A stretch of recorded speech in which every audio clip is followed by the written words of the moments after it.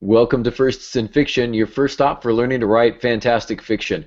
I'm your host, Aaron Gansky, author of The Bargain, The Hand of Adonai series, and Firsts in Fiction. And I'm Alden Gansky coming to you from Central California, although I was in Southern California when I woke up this morning after spending a little time at the happiest place on earth. Aaron, ask me who I saw at Disneyland. Hey, Pops, who did you see at Disneyland?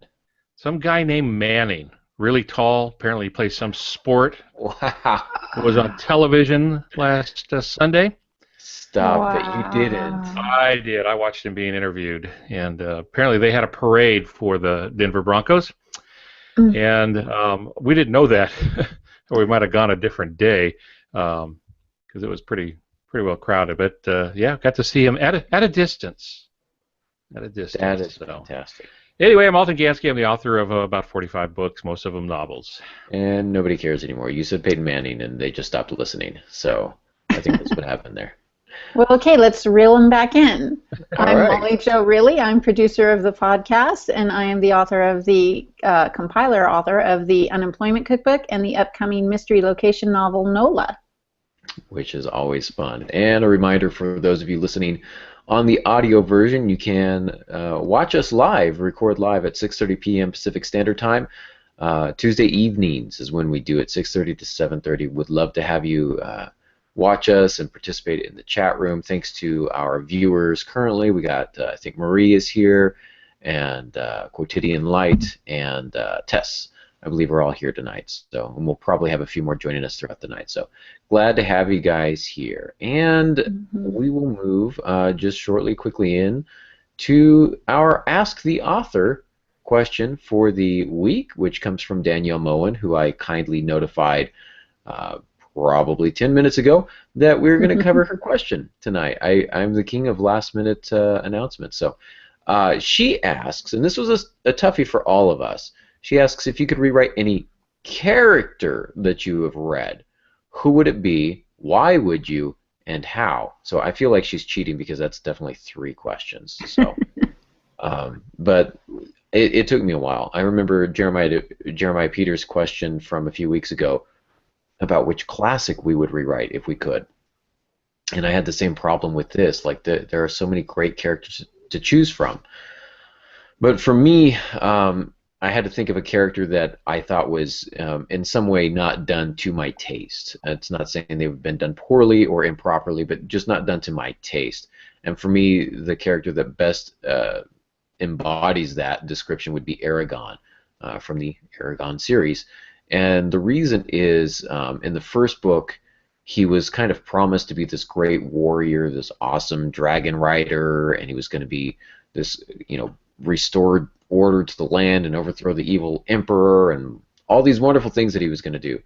But I never felt like he ever grew into that. Like, he was just kind of I might irritate some people, and I apologize in advance if I offend you here, but he was just kind of a whiny little brat for most of it. Like, he just kind of complained a whole lot, and I think, aside from the first book, lost every fight that he was ever in, and somebody else had to save his bacon. And it got kind of tiresome after a while that he just constantly kept losing, and somebody else would save him. Somebody else was always rescuing him, and I thought, why can't this guy solve his own problems?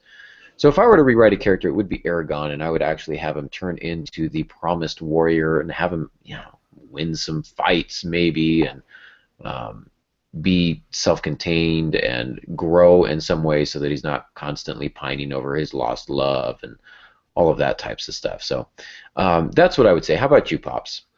Well, I'm just thinking some morning you're going to wake up with a dragon head in your bed. Which would be cool and creepy. You see what I did there? I would combine the 2 genres of crime Pick it up. and fantasy. And okay, well, yeah, enough of that.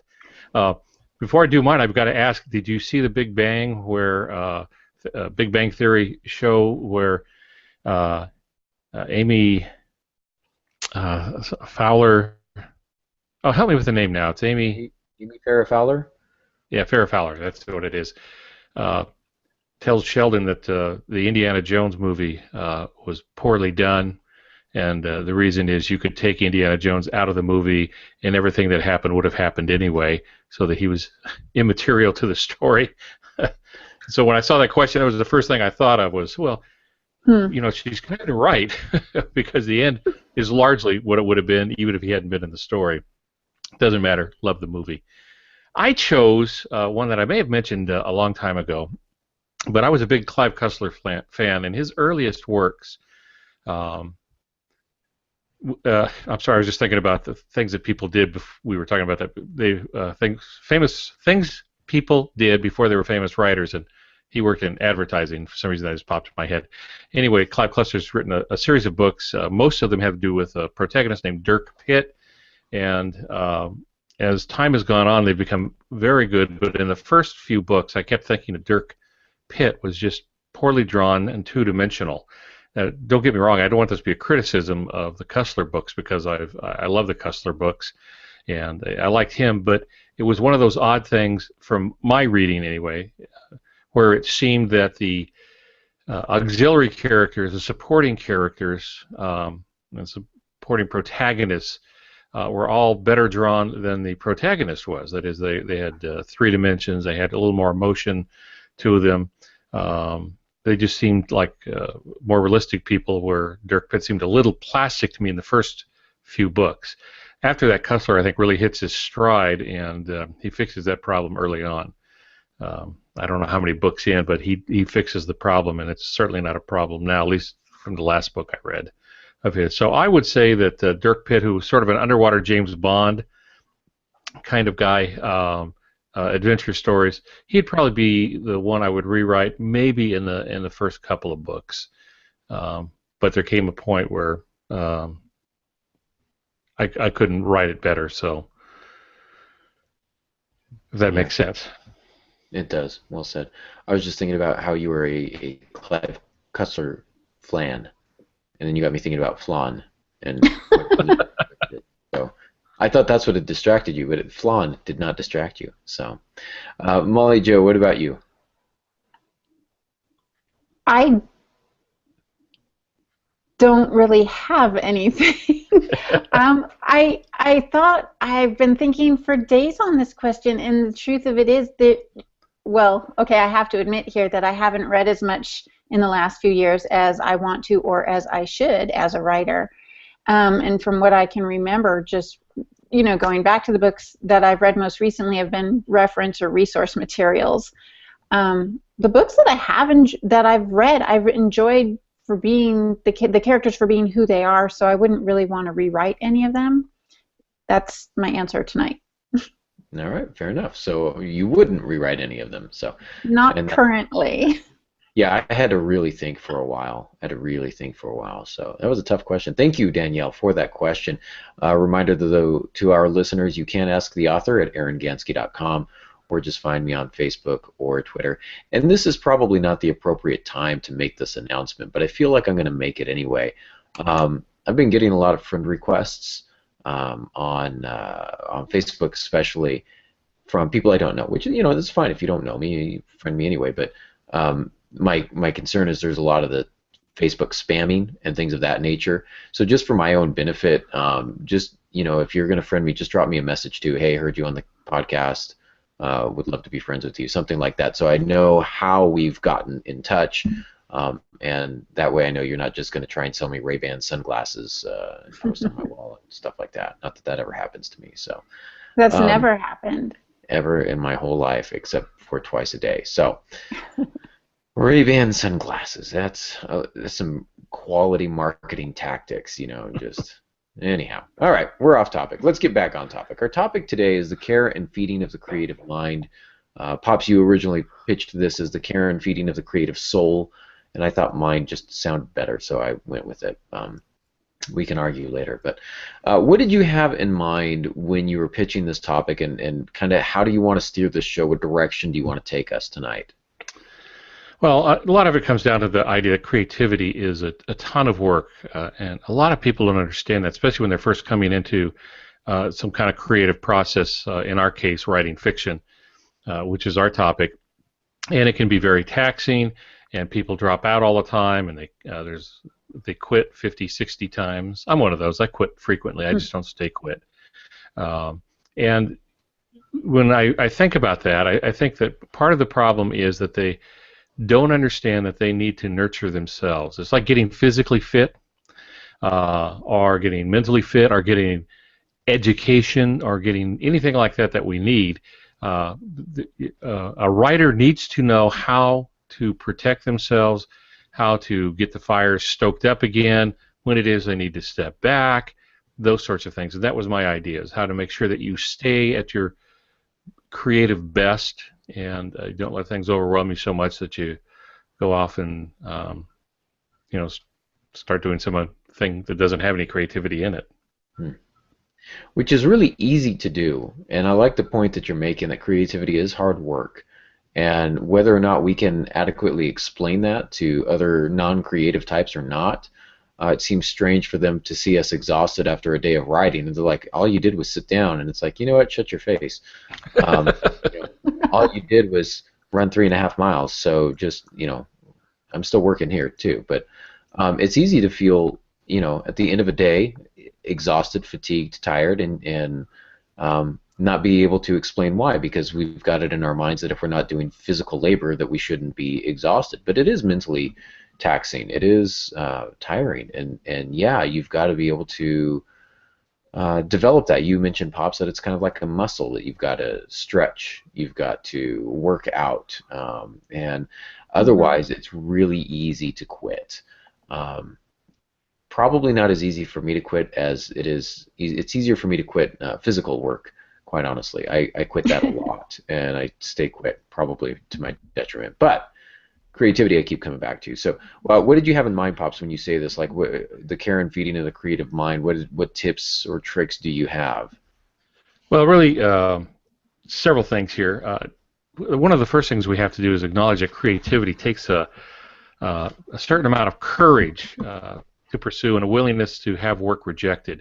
And let me make this clear: no one likes to be rejected. One of my favorite stories is that Chris Carter, when he was doing the X-Files, the old X-Files, the company who was one of the actors had met Stephen King at a talk show, and they were in the green room, and he said, you ought to write for the X-Files, Stephen, because you're fabulous at this. Stephen King said, I'd like that, so David Duchovny set it up. Stephen King wrote his piece, and Chris Carter wrote and said it wasn't scary enough. Could you work on it again? Now, he may be the only man on the planet that's ever said to Stephen King, your stuff isn't scary enough, but Stephen King's a professional, so he did, and then Chris Carter rewrote him.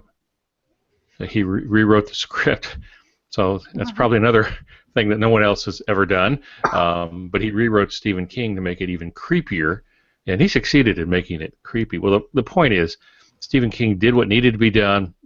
He followed through because he's professional, but I'd bet your next paycheck there, Aaron, that he probably didn't like it. So none of us do, but it is part of what we do, as in like when we watch the Olympics in track and field, there'll be a race. There's only going to be one winner. Okay. And then the next time you race, it might be you, but it might be someone else the next time. So it goes back and forth on those things. So it takes a certain amount of courage and willingness to do that. And this is why some writers are reclusive. We pull back. We don't like people all that much because we have to deal sometimes with continual rejection. And to undertake a long project like a novel requires a commitment to sustain creativity. It's not, I just have an idea and it's all going to come together. It's a sustained creativity over weeks, months. If you're doing book-length work, you might even spend years working on a novel. Mm-hmm. So we have to be able to keep that creativity there, and then the author must also take care and responsibility for feeding the creative mind. It doesn't just happen. It is probably some of the most difficult work we do, keeping ourselves at our creative best. It makes me think of running a marathon. I just heard on the New Year's resolution, or on a radio station today, that this is the most common day that people, fail at their New Year's resolutions and then basically give up for the remainder of the year. Wait a minute, some people make it this long? Yeah, that was my first thought too. February, that's amazing. But you mentioned writing a novel, and that's that's not a quick process.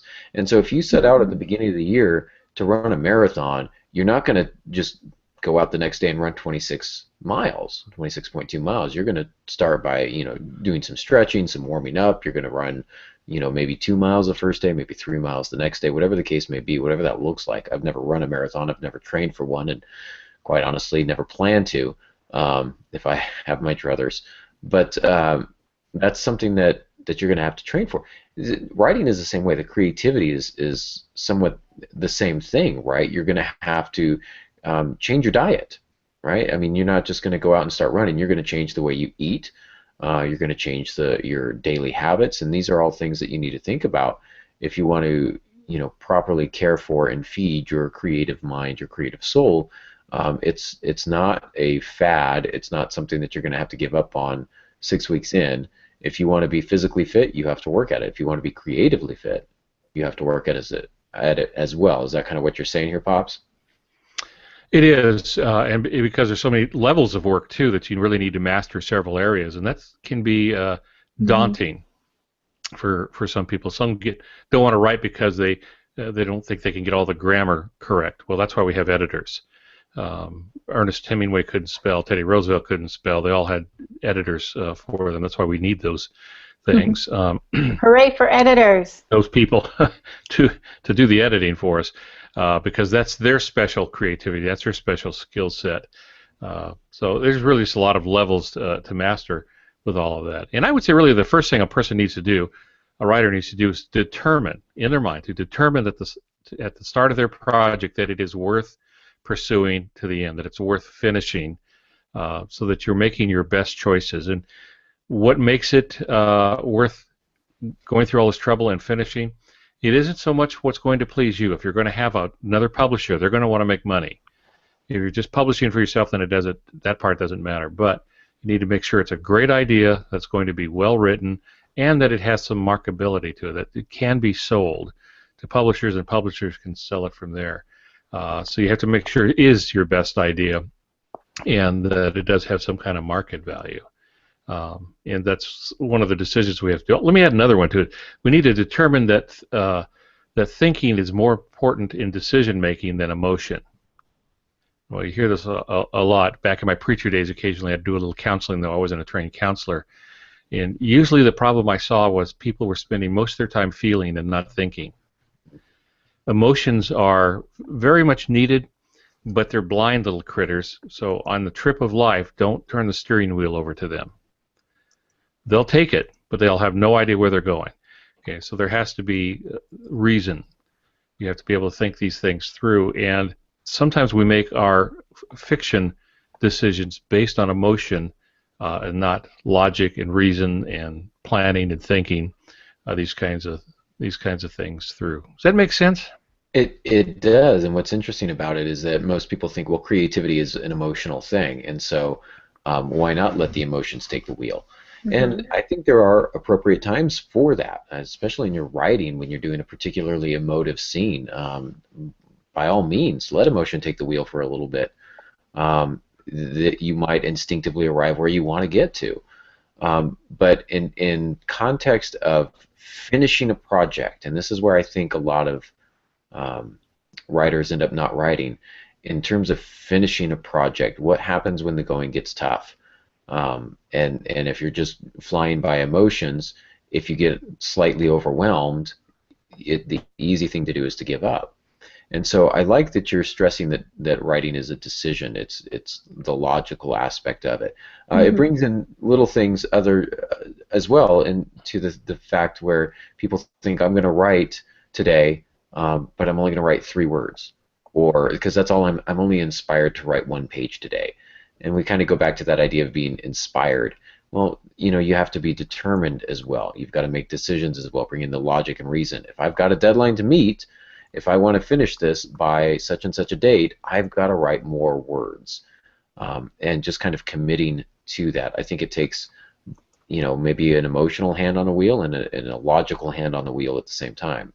Well, just to be clear, I'm not saying that there shouldn't be emotion involved. I believe that every novelist and every fiction writer, if they're not being moved by the emotion of their characters, then they're not doing it right. What I'm saying is in decision making. Planning your career, planning your work, and keeping your creative edge sharp, that it's the thinking that will do you the most good, not the emotion. Once you have that thinking squared away, the emotion will provide the fuel for it, and then it's the emotion that is what is transmitted to the reader in fiction. Often in nonfiction, it's more the logic, but even in that, there can be great emotion. So emotion is certainly, as you say, certainly important. I just wouldn't let it have the steering wheel. I wouldn't let it be the meal. I'm going to start mixing metaphors. I wouldn't let it be the meal. I would let emotion be the seasoning, even the nutrients, if you want, but I wouldn't make it the meal. Okay, so salt is never the meal. Salt enhances the meal. That's what emotions do. They enhance our lives. They enhance the work that we do. Clearly a man who's never ate at my house. When I'm cooking, salt is the meal. Ooh, salt cakes. Ooh.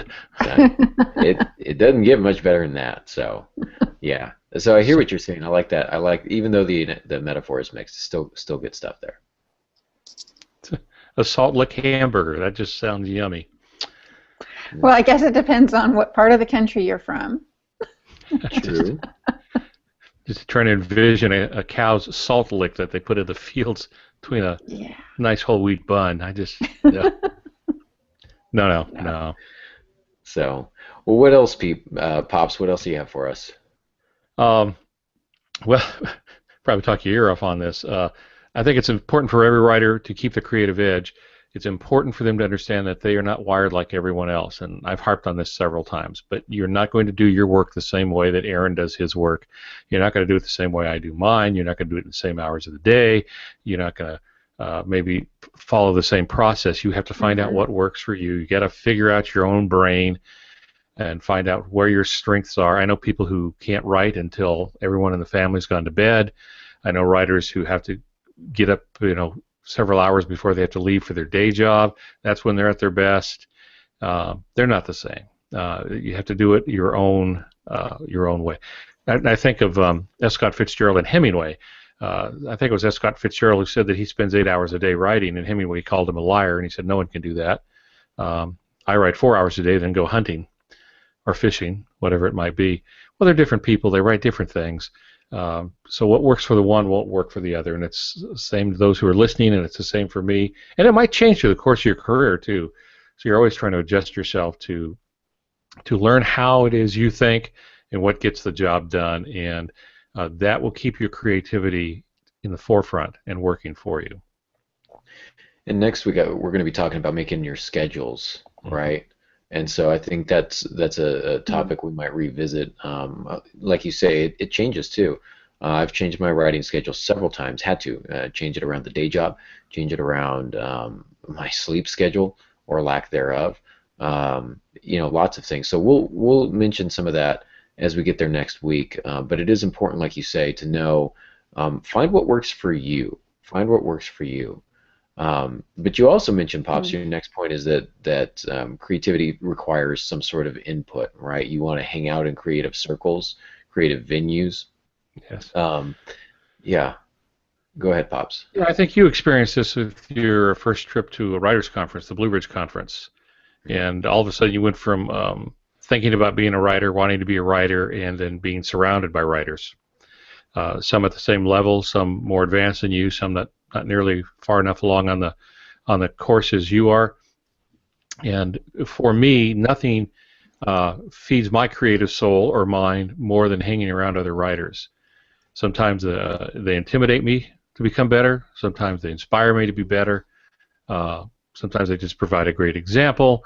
I don't care what it is that they're doing, as long as it makes me more creative and get the juices flowing again to create more things in my writing. So those kinds of things will help, as input, will help you get further along. But I've also used other things. Movies help me out quite a bit. Sometimes my solutions will come while I'm watching a movie. Plot solution has nothing to do with the movie I'm watching, but it's because I'm in a dark environment. I'm watching story played out before me. I'm hearing dialogue. I'm seeing scenes.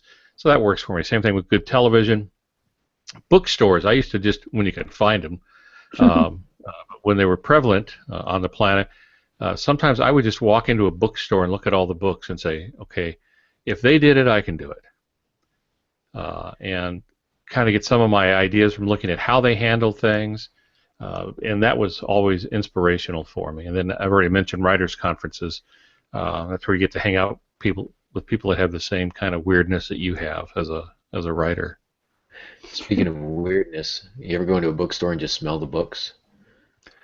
Libraries are great for that. Not that I'm willing to admit on a recording, but yeah, I've been known to go in and take a deep breath or two. Just kind of grab a book and go into the dark corner and just. Yeah. Aaron's confessing now that he is a book sniffer. I have to quit now. I cannot be associated with you people. I know. I never said I did it. I was asking if you had done it. That's. Oh. It was a question. You trapped not us. an admission. Yes, I do. I actually love libraries and bookstores. Bookstores are good. I like bookstores. I have a question for you, Al, about the movies and the TV, mostly the movies. Do you put in something, like do you at home watch movies that are themed along what your current writing project is, or are you just talking movies in general going out to the theater? Really, there's two levels. There's one that touches the subconscious, which I could be watching, just a great movie on a subject I would never touch, but it's because it's story. It gets the story side of my brain working. Sometimes I will look at movies that may be in the same vein, but generally if I'm writing, let's say, a supernatural thriller, I stay away from those so that I won't be influenced or inadvertently steal something that someone else has done. So generally in the writing process I stay away from them, but in thinking about it I will do that and I'll see how they handle it. And there is a downside to it. The more you do this and the more you know about creating fiction, it's really hard to watch a movie and be surprised. Yeah. Yep. It's very difficult. I used to lean over to my wife and say, "Do you want to know who did it?" Mm-hmm. She'd tell me no and throw popcorn at me. Television's especially that way because it always seems to me, in most cases, not every case, because there's some really quality stuff out there, but it's usually a step below what you'd get in a good movie in a theater. Yeah, I've had that experience too. Just kind of knowing where things are going to go, and you can tell when things are going the right way and when they're kind of off track, and it can really disappoint you too when just you know what to expect and it doesn't happen, and then you get really angry. But watching The Sixth Sense, that one got me. I didn't have it figured out, and so I had two emotions. First was surprise, and the second was just this horrible anger at myself for not having seen that. That ending coming, and as soon as it happened, I thought, all the clues are there. I should have known it right from the beginning. And so I felt kind of bad and got on myself quite a bit about why it was I didn't see what was coming. And I think it was just probably because it was a superbly done movie, and I got caught up in other stuff. I'm going to go with that. I agree. I love what M. Night Shyamalan does at the end of that film, because I remember that same reaction getting to the end going, no, you lied to me, because yeah, it shows you that whole montage of everything where you made all those assumptions and you went, oh. Yeah. It was a magic act in a movie. Yeah, it was, and I'm showing it to my creative writing students, and I don't know if they're tuned in tonight or not, but he even has that little magic trick in there. I don't know if you remember, but he's got that. He's like, you want to see a magic trick? And he's like, I got a penny in this hand, and now it's in this hand, and now it's in my pocket, and now it's back in the hand that it started. And he's like, that's not magic. It was in your hand the whole time. And it's just kind of like, and so was the answer. All right, so moving on. Well, he's a master of doing layers. You might remember Mel Gibson in Signs. Yes, that was a great movie. Yeah, a nice science fiction movie, and you think that the signs were the crop circles, and they're not. If you watch the movie from beginning to end and look at the details, there are little signs all the way through it that have to do with messages to him. So in the first scene when Mel Gibson's brushing his teeth and he hears his daughter scream, and he looks out the bathroom door, toothbrush still in hand, the director, Shyamalan, shows a blank wall, and on the blank wall there is a cross-shaped sort of shadow, and it's where a cross used to hang. And of course, you watch the show, you learn later that he used to be an Episcopal priest, and now that's missing. You start putting the things together. So Mm-hmm. I think I had to watch that 3 times before I picked up on all of those. And that's one of the things we talked about, how writing can ruin you as a reader or as a viewer, but it can also really make you appreciate something that's well done. And as we're talking about the care and the feeding of the creative mind and the creative soul, these are the things that you come back to. These are the DVDs that you end up purchasing. These are the Mm-hmm. television shows that you binge watch on Netflix, and then you binge watch them again. When you find yourself going back to a particular book or movie or painting or poem or whatever the case may be, some sort of creative input, a photograph, when you find yourself constantly coming back to it and finding new things, I think that's when you're quiet enough to let that creative soul, that creative mind in you just really feed. Hmm. And that's the kind of the best example that I can metaphor to use, is that it's feeding, that it's drawing in nourishment. Um, it's making it stronger, right? And I think you need that. I think you need a little bit of an analysis of things that are not necessarily books, but books definitely a big deal too, to feed on and to analyze and to break down and look at the structure, and that's where the logic comes in, right? The logic part. Like the emotion is, man, that was really inspirational, and then the logic comes in and says, how did they do that? What am I doing? Mm-hmm. Can I do something similar? Can I change it up a little bit? How does that look in my particular work? And I think that's really an important point to remember, is that you want to feed it, on all sorts of different art. We'll talk about that a little bit later. I'll give you kind of a list You, of my things. yeah, you said something that just gave me an idea. See if this holds true. If it rings true, we'll see what people say. Um, but as we've talked about, writers are different than other people, and architects are different than other people too. But I mean, it's dealing with storytelling here. Is I think writers go to movies and they watch actively. Most people go to movies and they watch passively. So they're waiting for things to be done to them, things to be shown to them.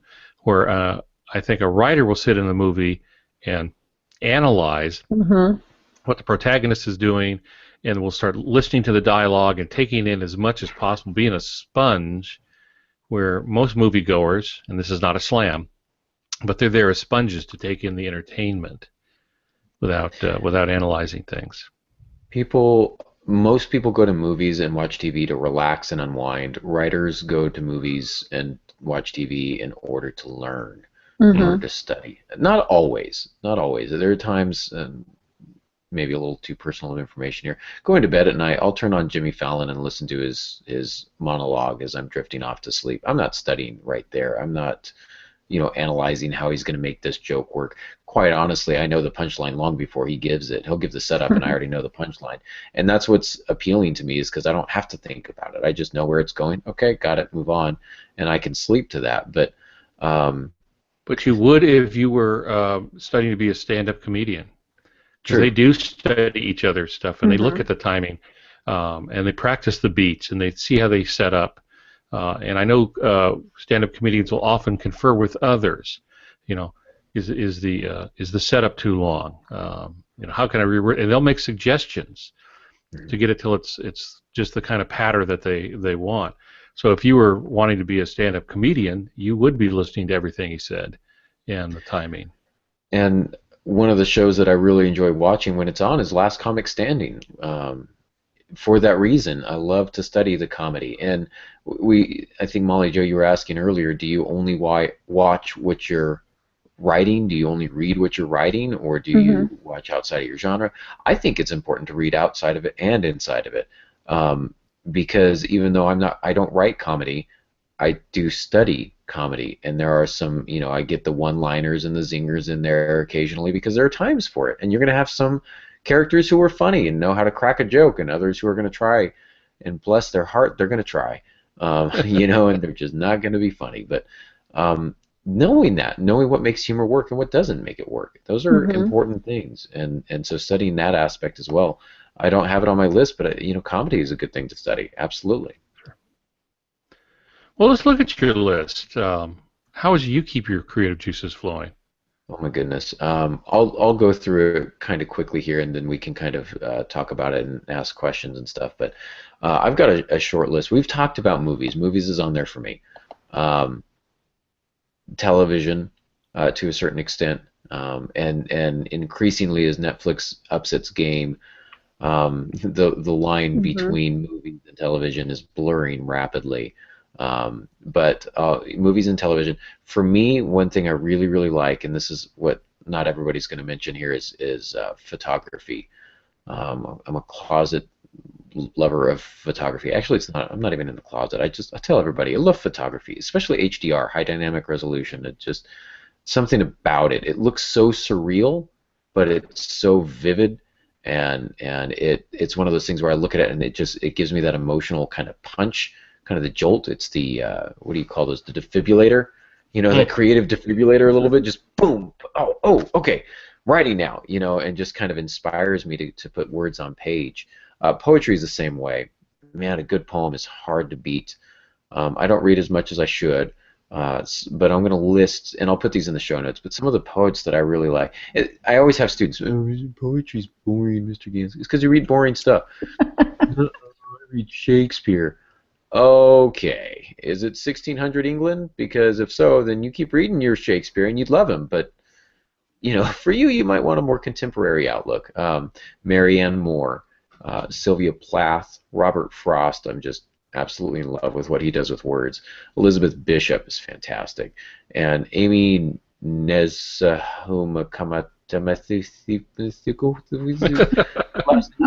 sorry, what was that? Nez. Look up Nez, N-E-Z, Amy Nez. I've mentioned her before. She's got quite a few great books out there. I really like her. She's a contemporary poet, great voice, really, really approachable and readable. Really like her. Some profound stuff. Books, some of my favorite authors. These are the people I read. We talked about this on a show before, but you listen to a band and you're at once inspired to write something as equally wonderful, and also like just your dreams are shot because you'll never be that good. Writers, same way for me. The guys that I read that inspire me to be better, but also kind of crush my spirits a little bit because I know I'll never be as good as them. Cormac McCarthy, Kurt Vonnegut Jr., Flannery O'Connor, and Tim O'Brien. And then lastly, just other artwork other than just photography, CGI fantasy landscapes when I'm writing Hand of Adonai stuff, art museums. We got passes to the museum down in San Diego. Spent some time down there with the kids, just bouncing from museum to museum. Even the science museums come up with great ideas there. So museums are great places to go as well, especially art museums. When you get a chance, I love walking through there and looking at those, paintings, sculptures, photographs, all that kind of stuff. So that's my list in a nutshell. Let me make a connection there on the creativity portion. It's always important. I'm going to go back to something I purposely skipped, but I think you've touched on it here, is novelists, fiction writers in general. I keep saying novelists because I normally write novels, and that's a little short-sighted on my part, but also short fiction writers practice the what-if question. What if this happens? And then the second question to go with that is, then what? Then what happens? Then what happens? Then what happens? Mm-hmm. Where does this lead? And I think that you can do that with all these other stimulus, like poems, for example. Help me out, Aaron. Who wrote The Two Paths That Divided Robert I, a Lone Frost. Traveler? It was Frost. Two roads diverge in yellow. You want me to quote it? No, that'd be all right. We'll recite the whole thing. I've got the voice for it tonight. It was just used in a commercial too, and very well until they got to the pitch part. But it was expertly read with that. That is the basis of a story. What if your character comes to a divided road? They don't have to be literal roads. What if it's something not a road? And this is what keeps creativity fresh, and what feeds your creativity is you start asking the what if and follow that with the what then happens and what then. And if you get enough what then answers, then you probably have a story. We can do a lot of what ifs that don't go anywhere, but you can do the same thing with movies. You can just switch things up in a movie, take just one scene out of a movie and make a book out of it. Say, now what if this happened instead, and what if this character was this instead, and then you got a whole different thing there. So I just Absolutely. wanted to make that point. I wanted to tie the Nice. two things together. And those what if questions come from a lot of different places. They can come from books, poems, movies, Hmm. and museums. I think did it come from the museums when I was looking down there? I can't remember I've got a great idea for a book, which I'm not going to share because I don't want you to steal it. Um, but I'm so excited to write this book. I'm so excited to write this. I have so many books I have to write before I can get to it. It makes me sad. But it's an idea that hit me that has not left me, and I'm giving it the time that it needs to fully develop. But I think it may have come from walking through a museum Sure. that ordinarily I probably would never have chosen to go to, but the kids were interested in it, and I thought, yeah, we're here for the kids, so let's do it. And then, of course, my mind's going. Pops, you say the creative mind is always on, right? You can't Right. even turn it off, even if you sometimes want to late at night when you're up thinking about your story and trying to go back to sleep. It's tough to flip that switch, isn't it? Oh yeah. It sometimes it's impossible. You just have to give up on it and start doing something with the story, um, or write it so badly it puts you to sleep. But that's difficult thing to do. So yeah, you're hitting on several very important points that your creativity should always be on, and that's really what we wanted to talk about today. In all of this is keep your creativity fresh, and this is how you want to take care and feed your creativity. When you do that, your creative mind is always working, and it doesn't matter what you walk into. You could walk into a grocery store and walk out with a new story. My first book happened because I walked into a children's hospital, and when I walked out, I had a story. I Hmm. didn't go to children's hospital for that, but the story found me there, and it took over, and that became my first book by my hands. So yeah, you don't know where they're coming from, but the creative mind, and this is how you feed your creativity. You keep it hungry, you keep it thirsty, and it will start finding things for you. Hmm. Absolutely. Keep it thirsty, keep it hungry. I like that. How much did the story idea cost you when you went to the children's hospital? A Did you get it at lot. the gift shop? Uh, No, no, no, no. It cost me emotionally. Fortunately, oh, in my okay. visit there, I was visiting a child who fell out of a moving car. I was Ooh. visiting the family, and I know it sounds horrible. That's all the word I got was, so and so's child fell out of the car was moving, and so I was expecting the absolute worst. And I went to Children's Hospital. Turns out the child went home that day. There was, a couple of scrapes and a couple of bruises. Car was not moving very fast, but I didn't get that word at first. So by the time I got there, I just thought it was probably going to be the most horrible thing I'd ever deal with in my life. Um, and it was, and I dealt with more horrible things after that. But Hmm. in that, You're welcome. I was, and again, this is the creative mind. I noticed when I was walking through the hospital that I wouldn't look in the rooms because I'm too Mm. emotive on some things, Uh, especially when it comes to children. And I could tell you something about every square of tile on the floor, but I couldn't tell you a great deal about was. I did walk past one cancer area where the children were playing, hmm. and that got under my skin. And out of that came by my hands. Mm. That's Wow. really really tough. The Yeah. hospital.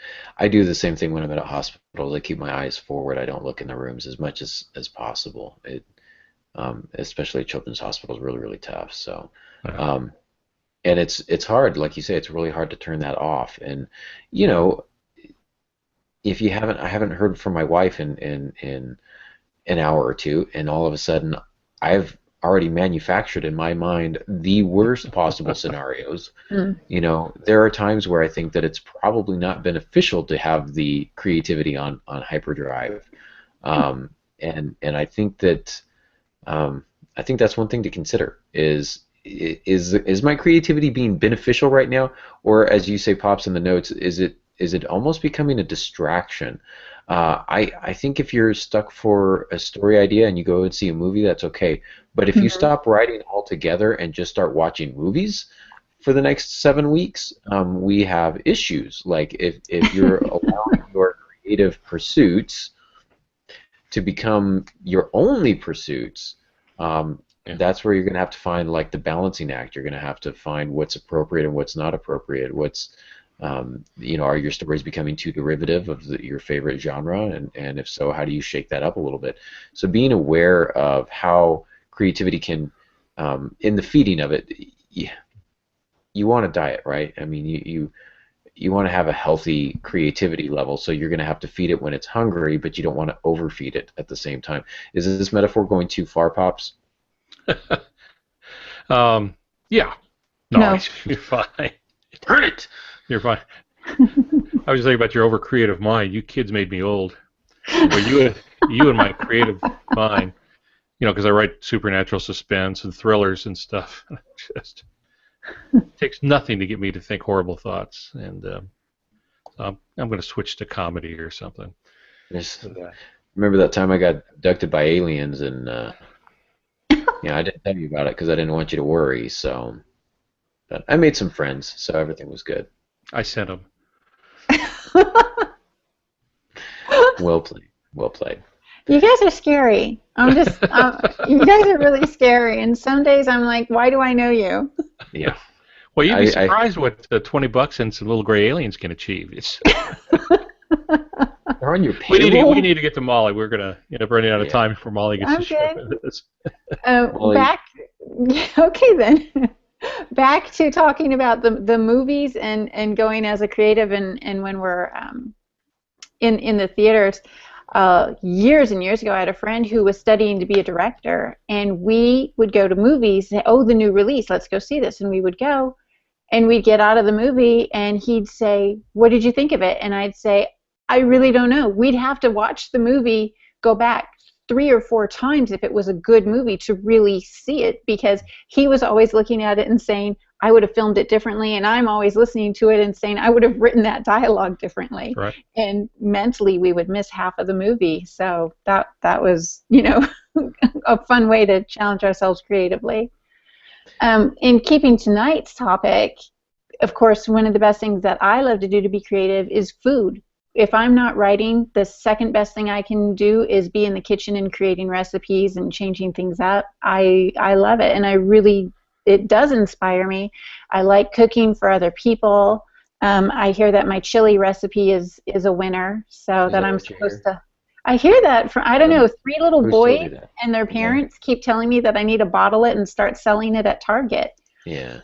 But the recipe is in the unemployment cookbook, so that was one of the hot sellers. One of the reasons that I sell so much of the cookbook on Kindle. That's inspiring for me as a writer, but I just really like being in the kitchen. And currently, because I'm writing so much about New Orleans, I'm coming up with a lot of New Orleans themed recipes, or I'm going to the Louisiana Cajun, was it Louisiana Cajun Seafood House or something that's in the area? Cajun restaurant, stuff like that. I really enjoy it. I think being in the kitchen and tasting food and preparing food is one of the ways that I stay creative. Absolutely. And you also mentioned music, which I don't know how I did not mention music, but I should have. So absolutely. You should have. Yeah. Any particular music that inspires you, a particular playlist perhaps? I have several playlists on Pandora when I'm writing, when I'm actively writing on NOLA, like when I can't have the TV on in the background. That's a distraction. But I have a playlist that I put with jazz and St. James Infirmary. I did not know how many different renditions of St. James Infirmary is available to the public until you seek Pandora for it. But it's really good, and when I'm writing some kind of interesting scenes, I like to have that music on in the background and find that it's inspiring, and so I enjoy that. I also build playlists on my iPhone based around what my characters would want to listen to, whether it's music that I like or not. Some of my characters listen to country. One of my characters likes heavy metal, so I'll build playlists when I'm really concentrating on that particular character scenes and let that music kind of flow out and help keep the pace. Just so everyone knows, we always we like to never assume that everybody knows everything when they're coming to the show. Pandora is a musical online service. It's pandora.com, and you can set up channels, and it's free, or you can pay for it and get no commercials, and it's very, very popular.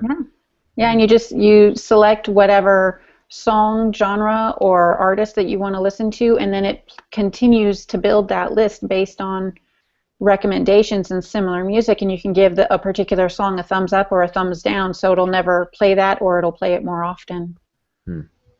Yeah. You also mentioned a couple other ones that I had not put on my list, but it's really intriguing, and I can see how it can be inspirational. You mentioned home decor. Yes. So if I could turn my computer around right now, you would see that I still have my Christmas tree up. And the reason that my Christmas tree is still up, because this year I made a Mardi Gras Christmas tree.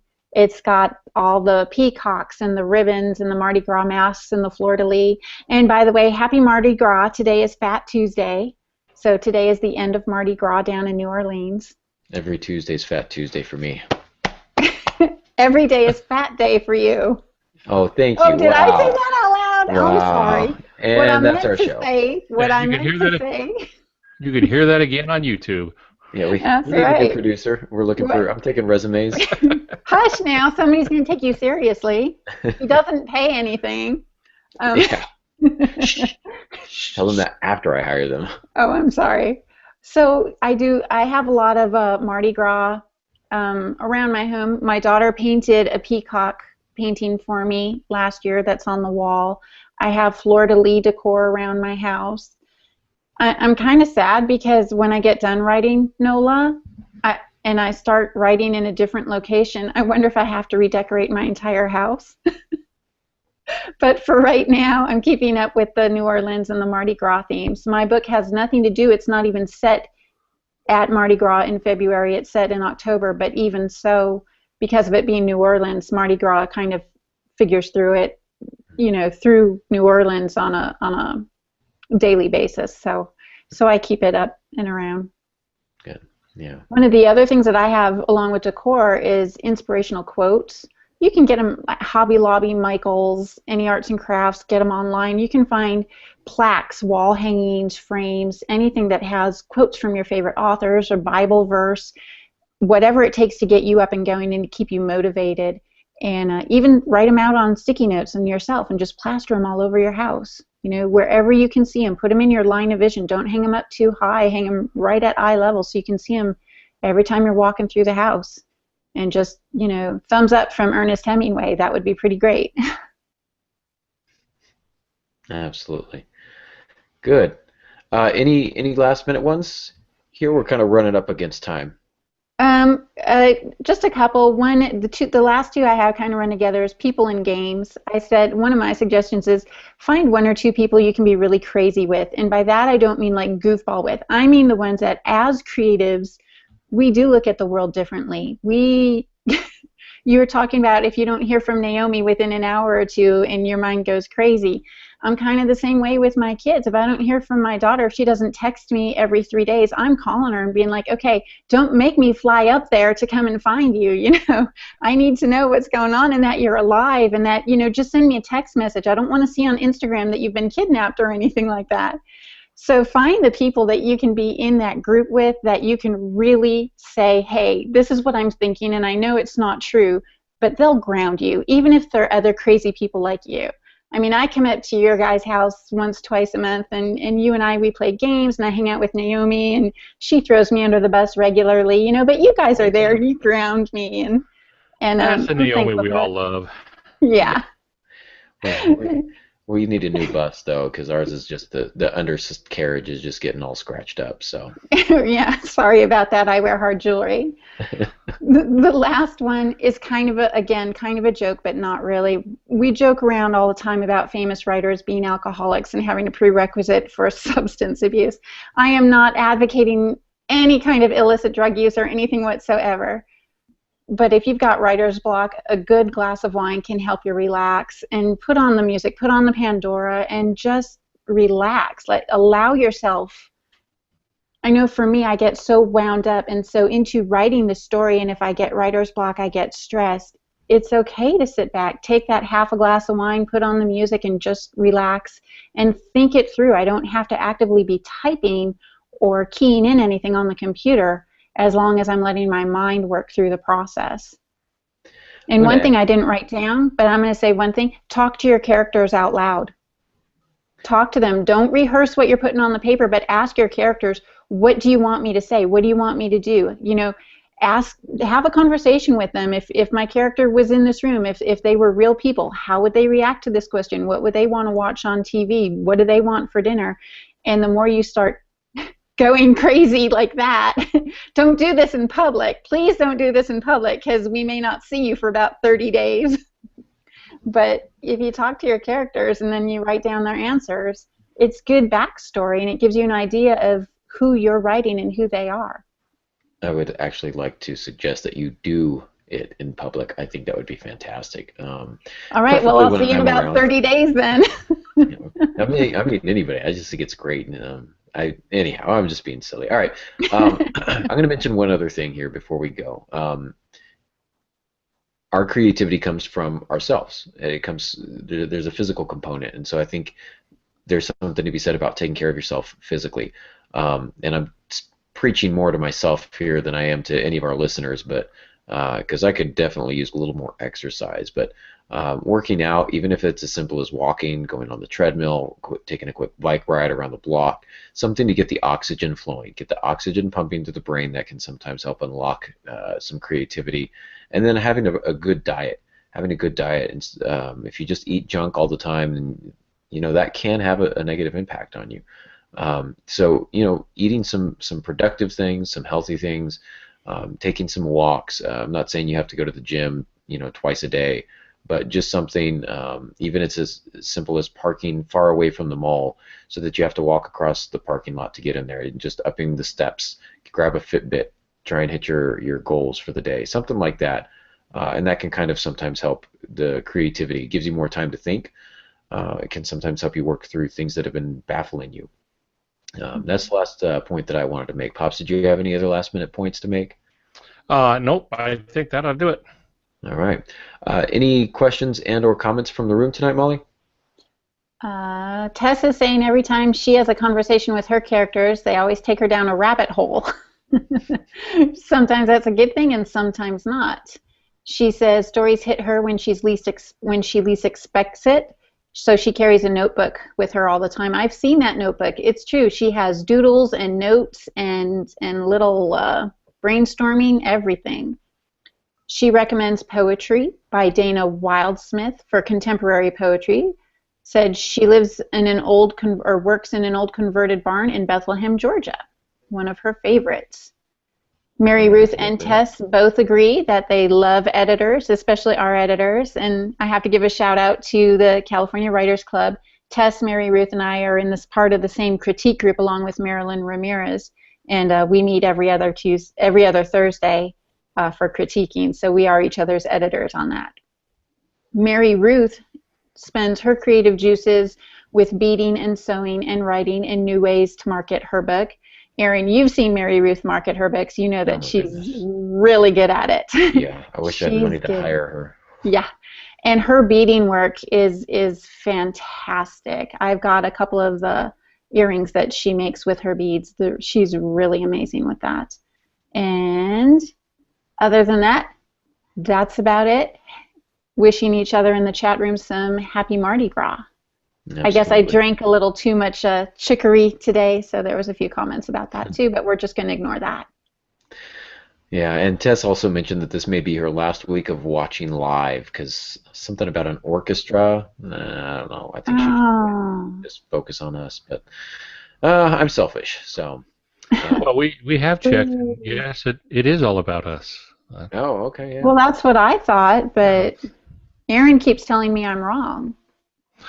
Yeah, it's all about me. That's what I keep telling you. All right. Well, we do thank you all for listening.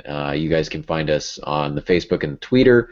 Pops, you're at altongansky.com. Molly's at franklymydearmojo.com, and I'm at aarongansky.com. Next week, we should have Heather Luby with us when we discuss making your schedule work with your writing.